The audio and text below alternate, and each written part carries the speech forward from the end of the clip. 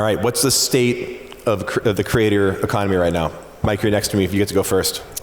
Well, what's exciting you in your world? Yeah, Herbie?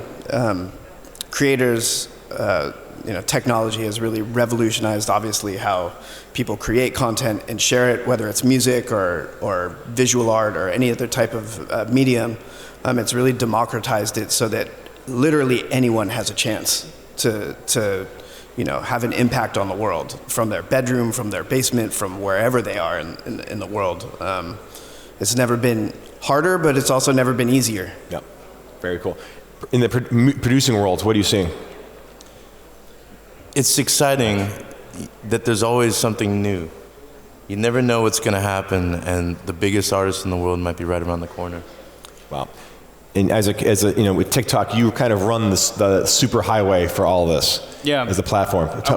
So 2 panels ago, you said the sports is the only thing that people do live anymore, and there's also music in 2 forms. One is live music in real life. We have partnerships with Ticketmaster and Eventbrite and other ticketing agencies to facilitate the discovery of music on TikTok and the consumption of that music off-platform in real life. But we also have a live product where anybody in the world can go live, which is also a great way for young musicians and creators to make money. So I just wanted to call you out on that part. Yes, call me out on that. Yes, music and sports for sure, which is good places to be in.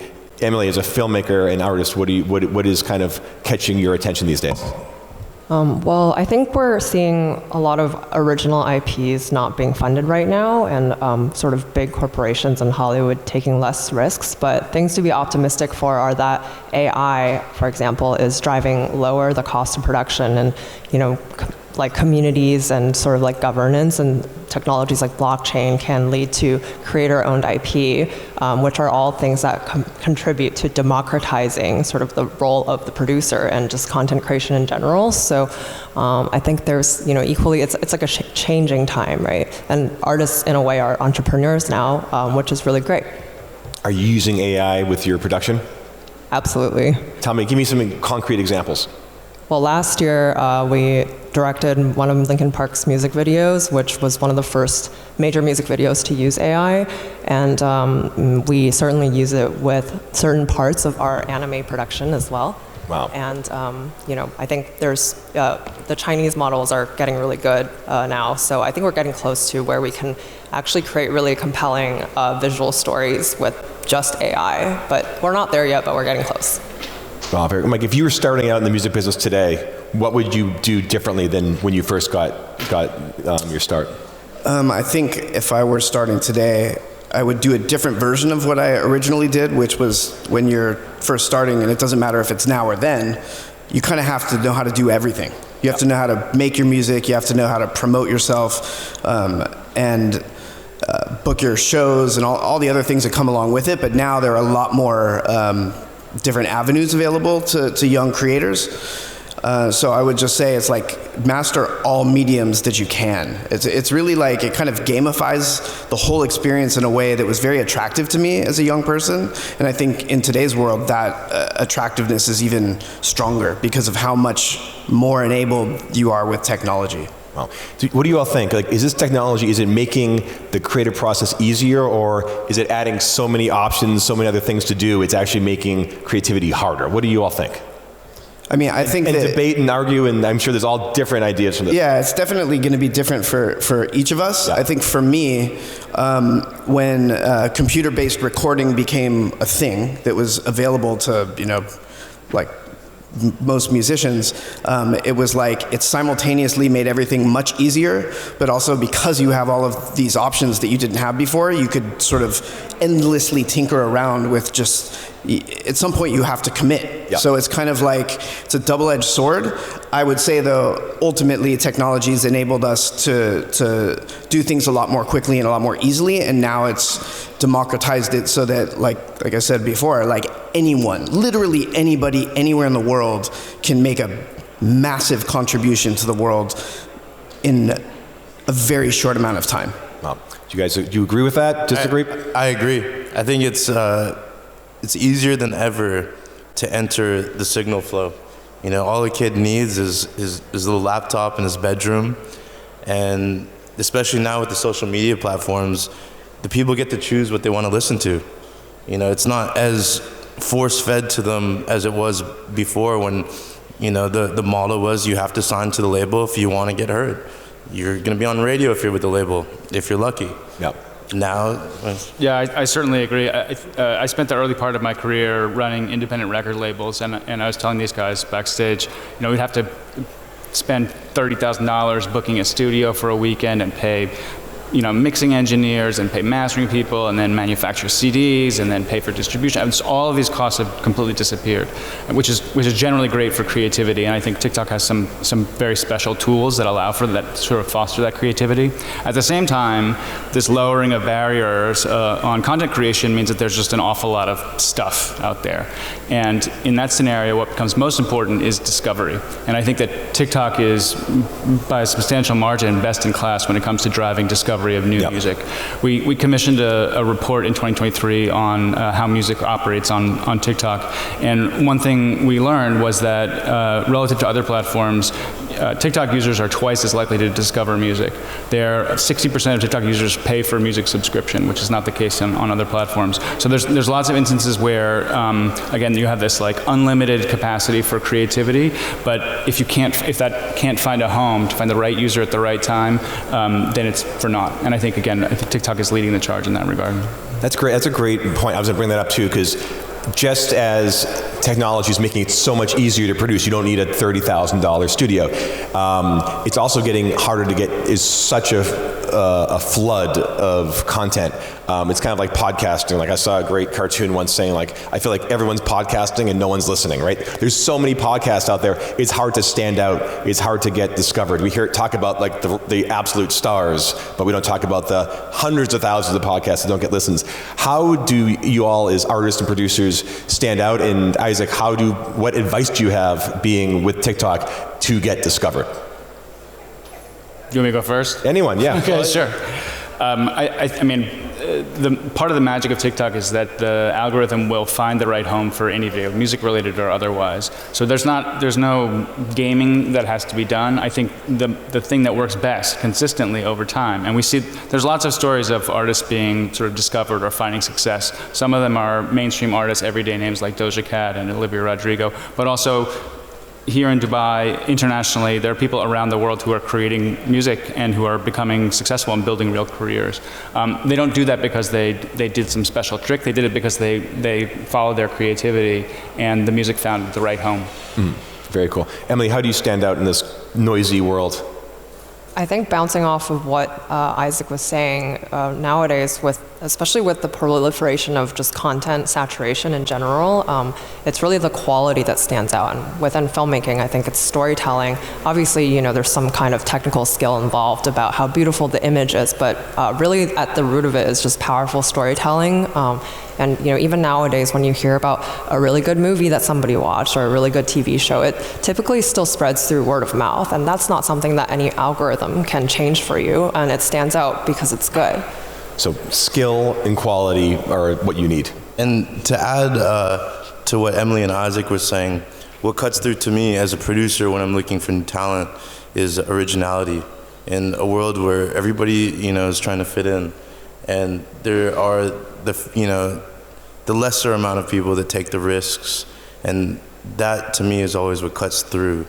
The innovative ideas, the fearless exploration, and I think through the fearless explorations, you know, we receive new discoveries, and that to me is always what's exciting. Rex, give me some, and you don't have to pick, you know, your favorite children, but give me some examples of these kind of really risk-taking creative folks you've worked with, like specifically, and give kind of paint a picture for us all.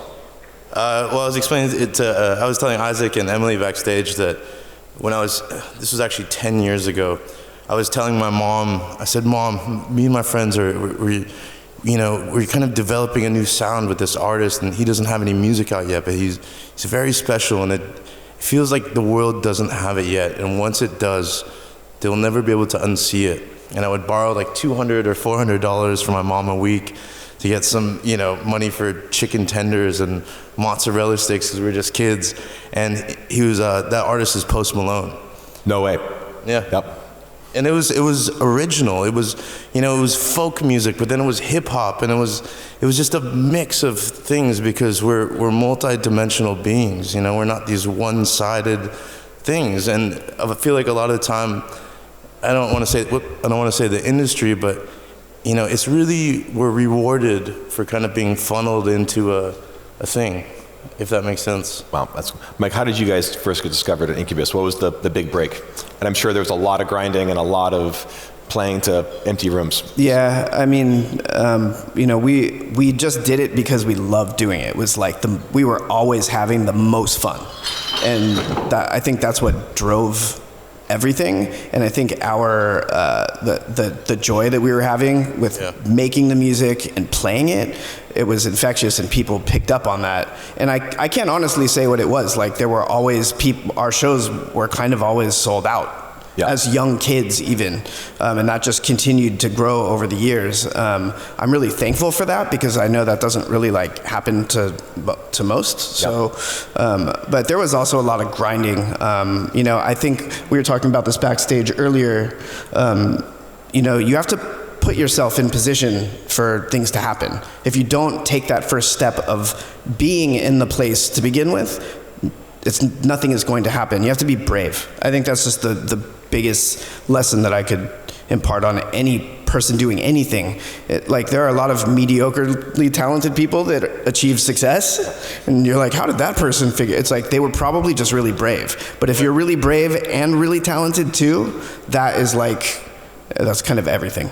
Well, Isaac, what's the best way everyone here can use TikTok to discover new sounds, discover new art, discover new comedy? What's the best way to use that tool?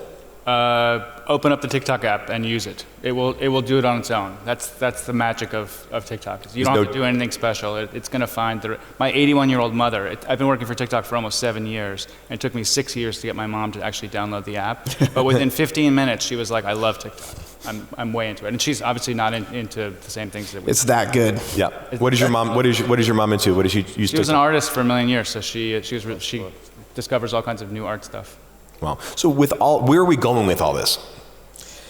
I think the exciting part of it is we don't know, but it will go somewhere. And I don't think anyone could have predicted when, before TikTok came out, that you could become sort of really well known for writing the best comment in the comment section. It's like it opens up these new avenues that were just not there before. And I think AI is gonna absolutely facilitate new iterations of whatever that is. And I'm actually very excited about it. I agree with Mike that I think that the incorporation of AI it's exciting to see where it's going to go. And I think instead of rejecting it and accepting it and exploring it as a collaborator, almost as if it was another being, like if it was another member of the band, or it says, "Hey, what melody would you think of?" And it's like, "Oh, I like that, but what if you change this?"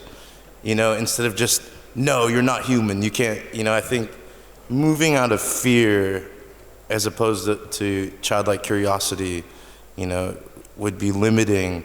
And it's exciting to see where it's already heading. And I think that it will weed out, people who maybe lack, drive, or they're just doing just enough.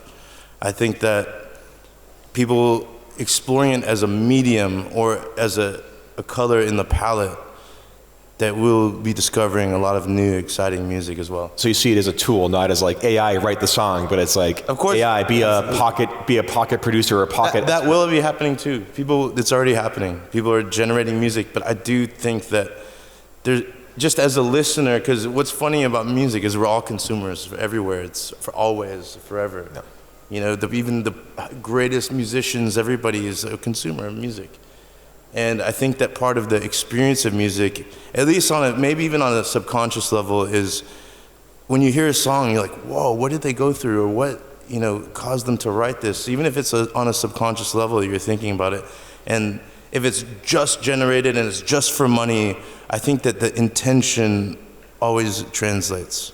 Yeah, it doesn't have might sound good, but it doesn't have a soul. Yeah, unless there is a story, or there's a reason why it's created other than just for money. Love it. Emily, you have the final word. Where are we going?